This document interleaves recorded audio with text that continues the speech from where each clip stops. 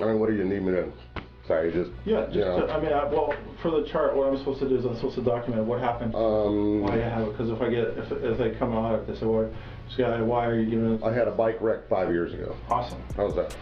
That is music. America, that was a real doctor's office. That patient was an undercover cop with a hidden camera. He made up a bicycle accident. The doctor said, awesome. Script written, exam over. The doctor is now serving 20 years in federal prison. A different Houston doctor, cash only, strip mall setup, same exact business model, just got convicted by a federal grand jury this month. Behind both of them, a policy decision that left 6 people to guard hundreds of billions of taxpayer dollars. We'll get there.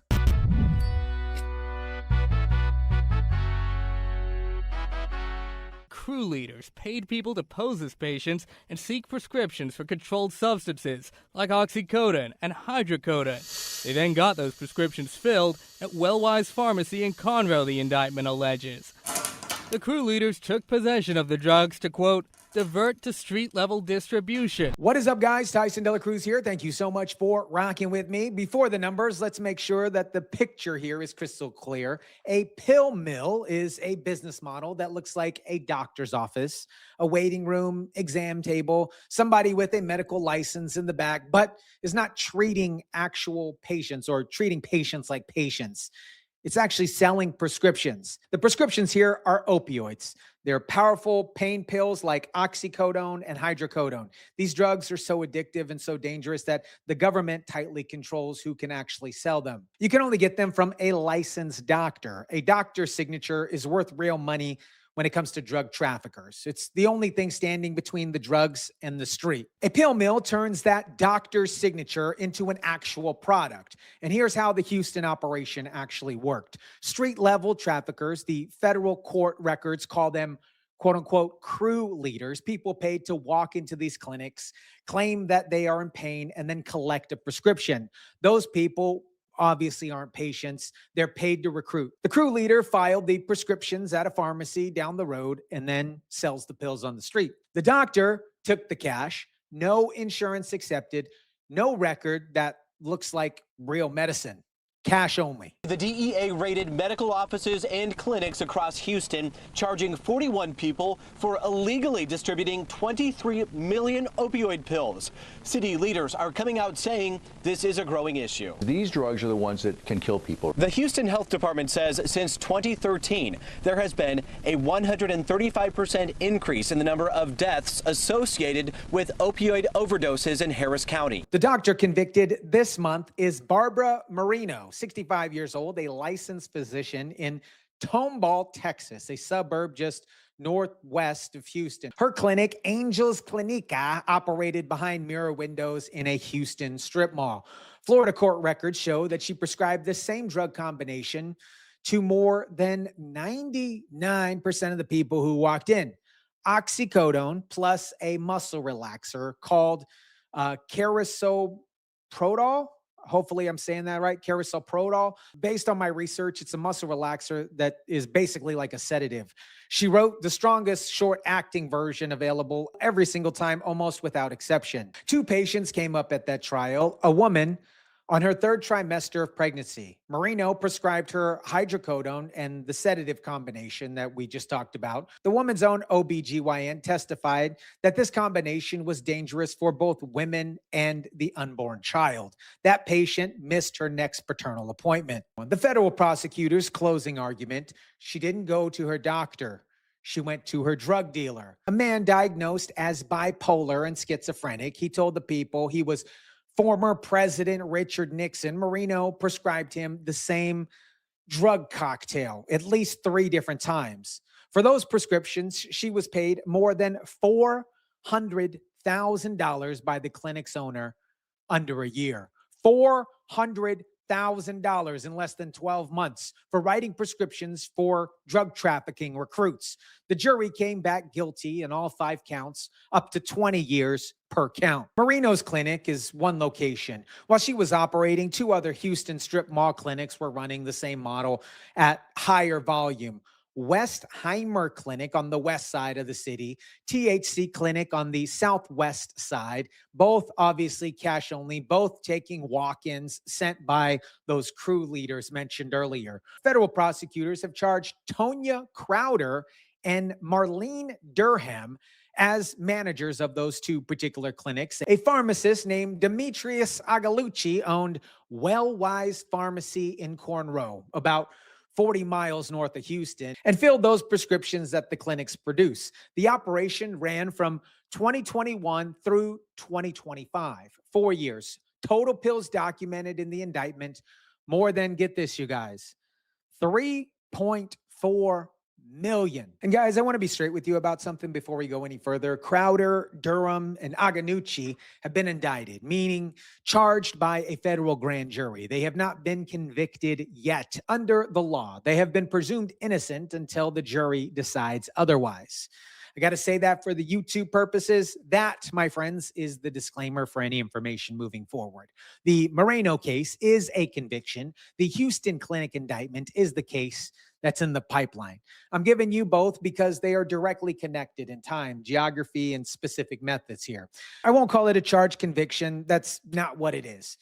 Again, I got to say that for the YouTube purposes. So if you want to help me fight against the dreaded YouTube algorithm, be sure that you like this video and hit subscribe if you're enjoying this content. Greatly appreciate you guys. Americans should never have to wonder whether a prescription was written because it was needed or because someone saw an opportunity to profit. One name is missing from that Houston indictment, a licensed physician. He co-owned both clinics. He gave the clinic managers his DEA registration number, the government credential that makes a prescription legally valid so that people who were not doctors can sign opioid scripts in his name. He is identified in the indictment as a co-owner. He has not been charged. ABC 13 asked the U.S. Attorney's Office whether he would face charges. They have not answered yet. A licensed physician's DEA number on 3.4 million pill prescriptions. The managers are charged. The pharmacist is in charge. The doctor whose signature made the whole thing legally functional as of this date has not been charged. That's an open tab for now. One more piece before we get into the number that explains why this ran for 4 years. A pharmaceutical distributor called Atlantic Biologics, a company licensed to legally ship drugs to clinics and pharmacies, signed a federal cooperation agreement back in January 2026. What a cooperation agreement means is that the company admitted to wrongdoing in exchange for avoiding criminal prosecution as long as it hands over everything to investigators. We're talking about records, logs, shipments, all of it here. What Atlantic Biologics admitted to, it had funneled more than 14 million opioid doses to Texas pill mill pharmacies. 14 million from one distributor to Texas alone. That means the federal government now has documentation of every pharmacy and clinic that those drugs were actually shipped to. The entire supply chain from the company that shipped the drugs down to the strip mall clinic that prescribed them. It's all now on paper in a federal case file. Doctors at the end of the line were the last piece. Everything above them and everything around them has already cooperated. Houston is one city in a 2-week national sweep that just broke the record for the largest healthcare fraud enforcement action in American history. 45 states, 455 people charged, over $6.5 billion in fraudulent claims filed against Medicare and Medicaid. Before we go any further, if you're not totally clear what Medicare and Medicaid are, let me explain them plainly because it's your money. Medicare is the federal health insurance program for Americans over 65. Every paycheck that you earn, a portion gets taken out automatically to fund it. It's the same line as Social Security on your pay stub. And if you're paying into Medicare every single check, you better make sure that you're actually on the right plan when it's time to use it. That is exactly why I am proud to partner with today's video sponsor, Chapter. I'm not letting my people fund into a system their whole lives and then get steered into the wrong coverage. Chapter's trusted advisors compare every Medicare plan available and advocates for you, not the insurance company, No pushy sales tactics. People are saving over $1,100 every single year from just one conversation. Call 270-467-0614. Again, that's 270-467-0614, or go to askchapter.org/Tyson. It's free. It takes under 20 minutes. Now, back at it. Medicaid is the federal health insurance program for lower income Americans. Both programs are funded by working taxpayers. When a pill mill doctor files a billing claim to either Medicare or Medicaid, billing for patient visits, quote unquote, that are actually really drug deals or prescriptions that went straight to the streets, that theft comes directly out of those programs' pockets, the money that me and you paid for. This is just the beginning. Fraudsters can no longer rip off American taxpayers. The Trump administration put every relevant agency on one stage on June 23rd. Acting Attorney General Todd Blanche, FBI Director Kash Patel, HHS Secretary RFK Jr. HHS is the Department of Health and Human Services, the federal agency that manages Medicare and Medicaid. CMS Administrator Dr. Oz. CMS is the division outside of HHS that actually processes the claims. DEA Administrator Terry Cole. 5 agencies here, one message. Cole said it most directly at that podium. Medical providers who fuel addiction, endanger lives, and profit for pain they cause are no different than any other drug trafficker. A sitting DEA administrator appointed by this administration called a licensed doctor a drug trafficker on camera at a national press conference. That framing only becomes possible when the case file is squeaky clean. And the case file is this clean because what I'm about to tell you. My predecessor implemented 2 reforms at HHS. One of those was a so-called pay and chase system. We know when invoices come into my agency, we can tell that some of them are fraudulent or probably fraudulent. And the new system said, we're not going to stop those payments. We want everybody paid, and then we'll claw them back at the end. It was called pay and chase.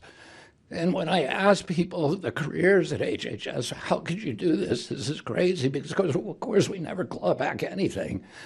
They said that they were told to focus on enrollment and not fraud.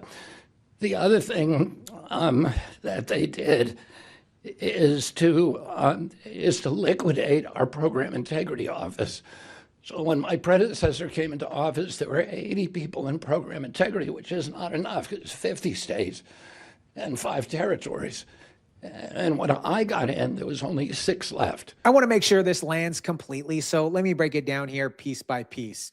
Program Integrity Office, that is the team of investigators inside HHS whose specific job is to catch fraud before Medicare and Medicaid payments actually go out the door. They review suspicious claims, suspicious activity. They flag those patterns. They stop the money before it actually leaves the door. The Joey Biden administration began that office at 80 people. When RFK arrived in 2025, it had 6. That's not a budget cut that you hear about on a press release. 74 investigators transferred away or let go, leaving 6 people to guard hundreds of billions of dollars in annual Medicare and Medicaid payments. And those 6 people were operating under a written policy called pay and chase. We've been following this term fairly closely on this channel, but if you're not familiar with that term, pay and chase, it means when a claim comes in, pay it, don't stop it, don't flag it, just pay it,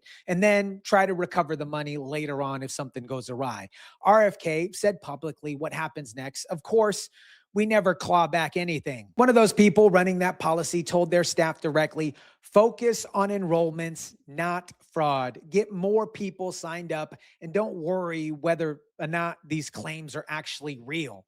RFK said $100 billion a year in fraud was just simply walking out the door under that system. $100 billion a year. A strip mall doctor with mirrored windows in Houston writes prescriptions for drug traffickers. Her clinic sends a billing claim to Medicare. 6 investigators on duty. The policy says, pay it first.